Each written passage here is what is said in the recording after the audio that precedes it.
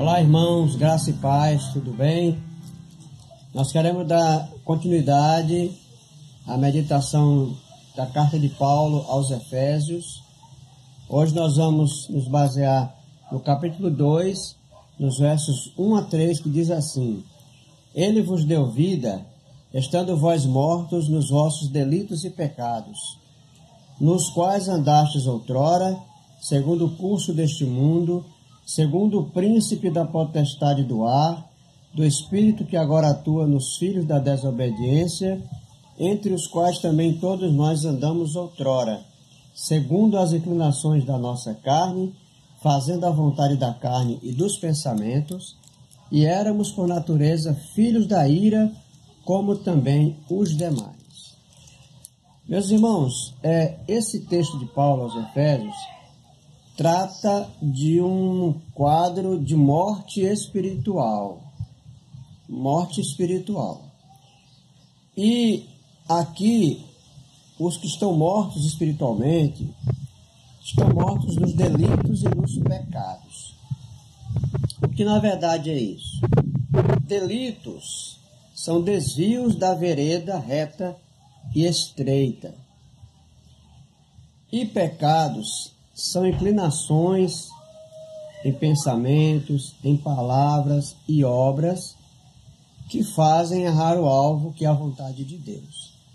Então, delitos e pecados são sinônimos, porque implica em atitudes contrárias à vontade de Deus.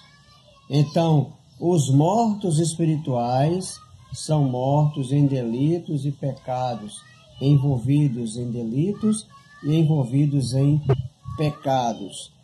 Mas então, o que é esta morte espiritual? Ou como é que anda esse morto espiritual? O texto é claro quando diz que este morto anda segundo o mundo e as forças espirituais do mal. É o que diz o verso 2. Andastes outrora segundo o curso deste mundo, segundo o príncipe da potestade do ar, do espírito que agora atua nos filhos da desobediência. Então veja que o morto espiritual não anda segundo a vontade de Deus, porque aqui diz que ele é filho da desobediência. Então anda na contramão, fazendo o contrário, fazendo o que não é de acordo com a vontade de Deus. Continua dizendo aqui no verso 3 que eles andaram, ou melhor, que os filhos da desobediência andam segundo as inclinações da carne, fazendo a vontade da carne e não de Deus, dos pensamentos. E aqui continua dizendo que estes filhos da desobediência são filhos da ira de Deus. Então são filhos da desobediência e são filhos da ira. Então sobre eles está a ira de Deus, porque andam segundo as forças espirituais do mal, porque não fazem as coisas segundo a vontade de Deus. Nós temos aqui um quadro que retrata bem direito essa situação de morte espiritual. Temos aqui 6 aspectos. Primeiro, é que essa morte espiritual é uma condição universal. Todos estão na condição de morte espiritual. Todos nascem com esta condição de morte espiritual. Aqui diz no verso 2, Paulo usa a expressão nos quais andastes. Então Paulo está se referindo aos efésios, que são gentios. Então aqui envolve os gentios. E no verso 3 envolve os judeus. Paulo diz aqui, entre os quais também todos nós andamos. Então Paulo usa nós. Ele é um judeu e está se referindo então aos judeus. Então, esta condição de morte espiritual é universal.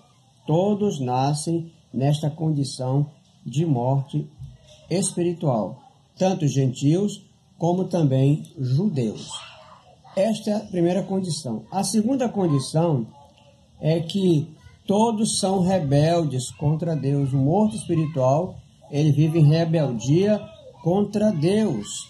É o que diz o final do verso 2, que antes espíritos que andam segundo o espírito da potestade do ar, do espírito que agora atua nos filhos da desobediência. Então, o desobediente é um rebelde para com Deus. Ele não faz o que é a vontade de Deus. Então, esta é a condição, este é o comportamento, melhor dizendo, do morto espiritual, de rebeldia contra Deus, de ser desobediente a Deus.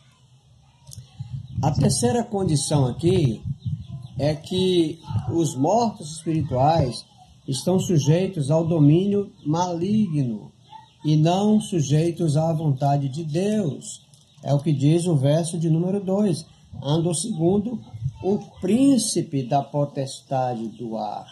Então esta é a outra condição, viver segundo o príncipe da potestade do ar.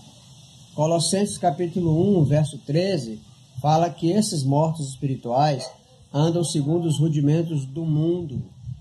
Temos também,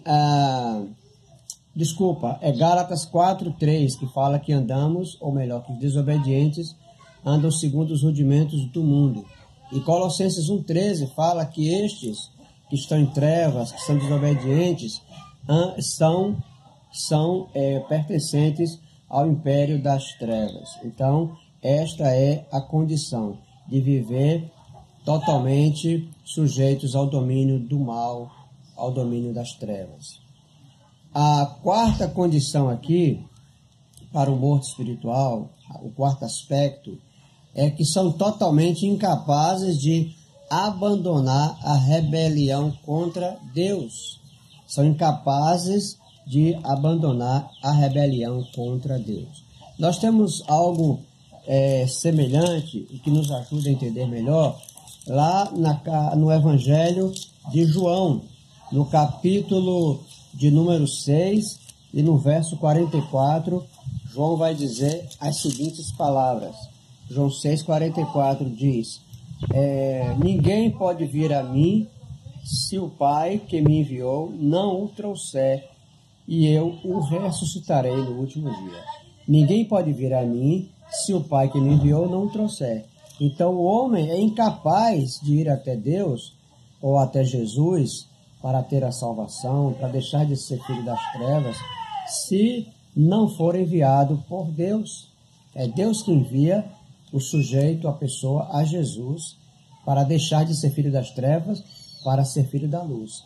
Mas a iniciativa é de Deus e não do homem, porque ele não tem capacidade de sozinho se aproximar de Jesus ou de se aproximar de Deus. A quinta condição, a quinta questão aqui, que retrata o quadro do morto espiritual, é que estão expostos à justa ira de Deus. Estão expostos à ira de Deus. Verso 3 é claro quando diz isso aqui. No final do verso diz assim: éramos, por natureza, filhos da ira, como também os demais. Filhos da ira, como também os demais. Paulo aos Romanos, no capítulo 1 e no verso 18, também fala a respeito disso.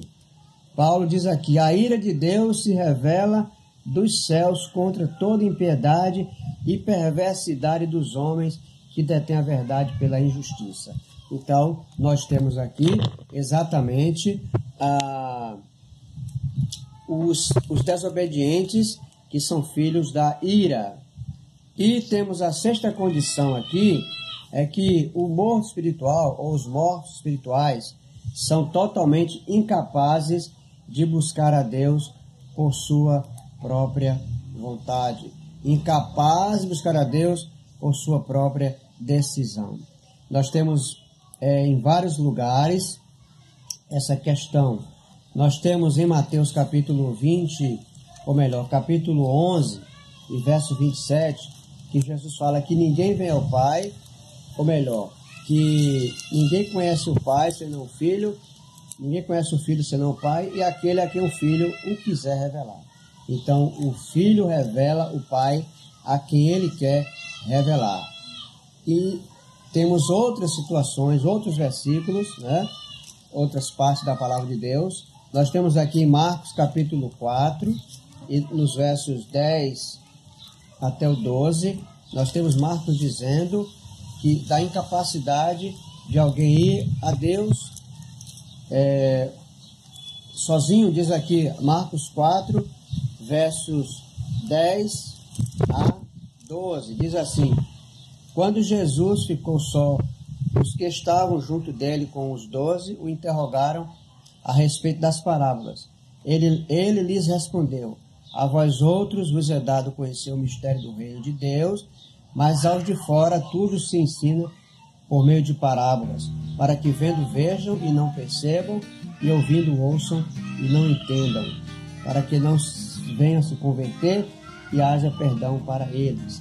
Então, esta é a condição aqui do morto espiritual. Ele não tem a capacidade de decidir sozinho sobre a sua salvação.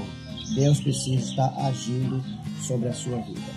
Portanto, queridos, este é o quadro do morto espiritual. Todos nós éramos assim, mas houve um dia em que nós fomos resgatados por Jesus.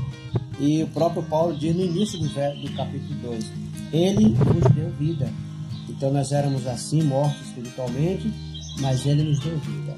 Isso é que importa, que o Senhor nos deu vida, e diz outra parte da palavra, vida em abundância. Que o Senhor possa nos abençoar, que possamos celebrar a vida que o Senhor nos deu e nos deu em abundância. Que Deus possa nos abençoar e que você tenha um bom dia.